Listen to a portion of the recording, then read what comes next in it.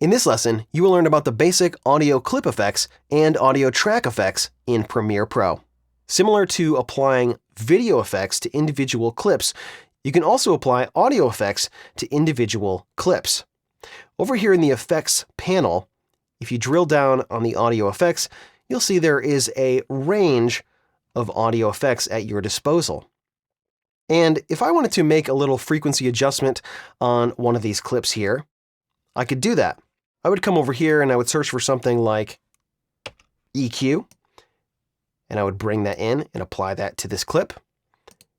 And then over here in the effects controls, I would make some adjustments here. In this case, this effect has a little pop-up here.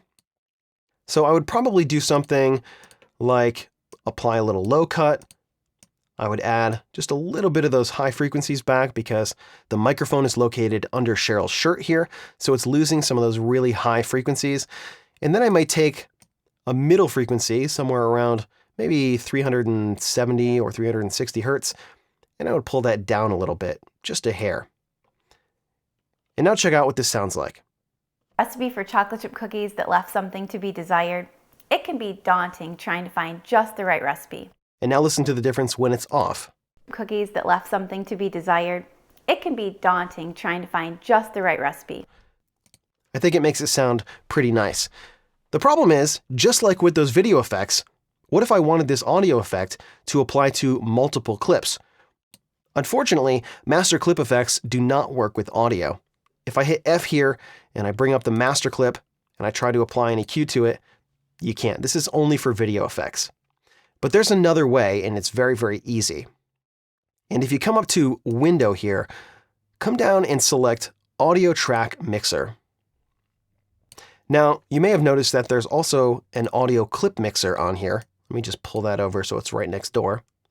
These mixers do a different thing. The audio clip mixer is essentially another way to make volume adjustments on individual clips.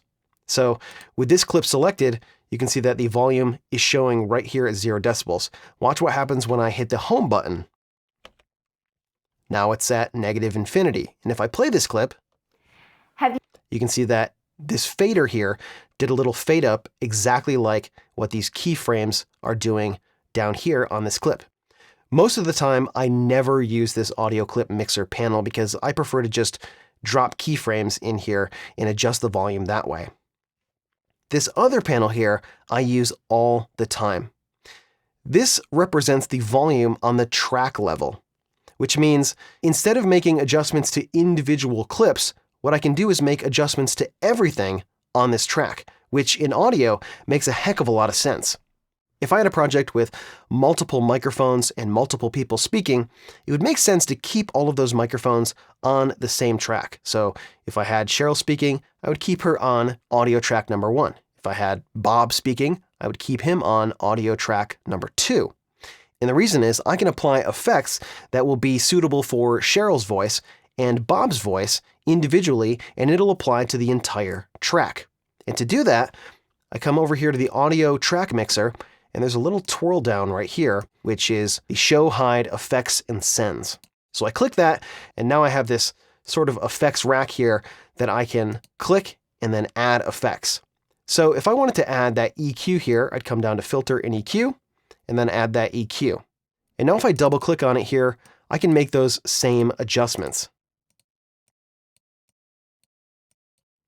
Now, if you want to find out more about why I'm making these particular adjustments, I have an entire course dedicated to audio processing for video, and you can find that on tutsplus.com.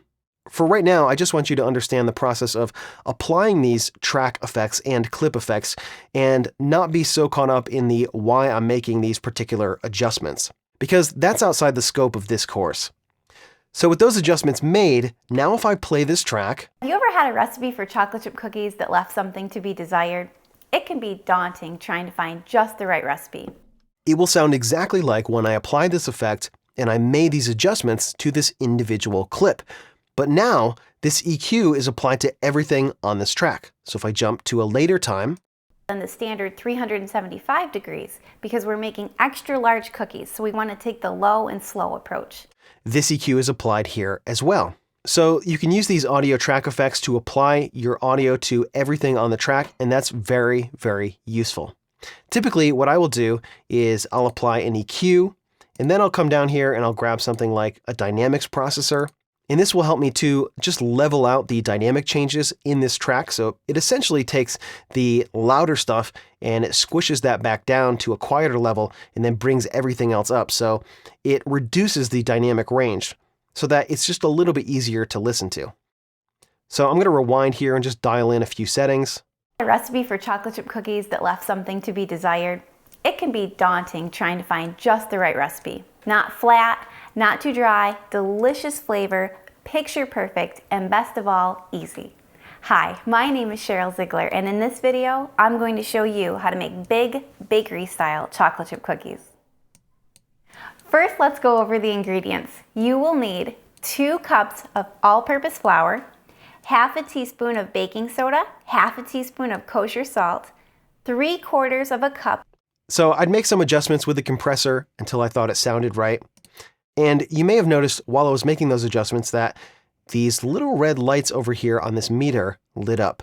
These are audio clip indicators, which means that the audio has reached a very bad level. It has either met or exceeded the 0 decibel mark. And in digital audio, we can't have anything go past 0 decibels because essentially what happens is the waveforms get clipped off or they get squared off and it sounds really nasty. So to prevent this, what I'm going to do is come over here to the master track, which is right here, and I'm going to apply another dynamics processor. I'm going to double click to open it. I'm going to take off the compressor and I'm going to turn on the limiter and turn up the threshold to maybe -2. And that's it. And now, no matter how loud any track gets in this entire project, the master audio level or the master audio track will never get louder than -2 decibels. All the other tracks are routed to this master channel. You can see that right here. And so it wouldn't matter if I had 1 track or 10 tracks with audio on them. If I enable this limiter on the master track and I set the threshold to -2 decibels, the audio won't get louder than -2 decibels. I'm just going to click these clip indicators here, and let me show you exactly what that's going to do. I'm going to come back to the dynamics here for this audio track 1, and I'm going to crank that all the way up. Now, you'd probably never do this in real life, but just for this demonstration, I want to show you what's going to happen. Then I'll bring up the dynamics processor for the master track here, and watch what's going to happen. Of melted butter, 1 cup of packed brown sugar, half a cup of white sugar, 1 egg and 1 egg yolk. Essentially, I cranked the volume way up on this first track here, and that's almost sure to clip. But when it gets to the master track, it's never going to go louder than -2 decibels. And this is a great insurance policy for your projects to make sure that you're not exporting projects with audio that sounds all nasty and distorted because it's way too loud. In every single one of my projects, I always have a limiter on that master audio track to prevent things from getting too loud and out of hand. I'm just going to jump back here and reset this to a more appropriate level. You will need 2 cups of all-purpose flour, half a teaspoon of baking soda, half a teaspoon of kosher salt, 3/4 of a cup of melted butter, 1 cup of packed brown sugar. In your audio track mixer, you can apply up to 5 effects here, and in almost all cases, that's usually plenty. And there are a ton of audio effects in here. There's a few different compressors, there's a few different EQs, there's some other wacky stuff in the modulation, there's some very, very basic and I would say not super useful noise reduction. For some more advanced noise reduction, you want to use a program like Adobe Audition or Isotope RX, but that's going to be a much more advanced process. If I did want to apply a little bit of noise reduction to this, I would probably just put on this denoiser here. Double click to bring it up. Have you ever had a recipe for chocolate chip cookies that left something to be desired? It can be daunting trying to find just the right recipe. Not flat. And then just turn down this reduction knob. It actually sounds like it's doing a fairly reasonable job in this particular case, but most of the time I find this to be just a little bit of a crude audio effect and I usually don't go for it. But just like with the video effects, there's a lot of audio effects here that you can experiment with and tweak up your audio and make it sound great. And again, for more information on advanced audio processing, check out my course on advanced audio processing for video, available on tutsplus.com. So again, applying effects in this track mixer is very handy. Now, this doesn't mean that you'll never apply audio effects to individual clips. A lot of times you'll have maybe a B-roll sound element, or you'll have a track with many different audio elements on it. Maybe you have some nature sounds, maybe you have some footsteps or some other sound effects. And in that particular case, it doesn't make sense to put every single one of those on individual tracks. And so in that instance, what you would do is apply those audio effects directly to the clip, because you just have one instance of them on your timeline.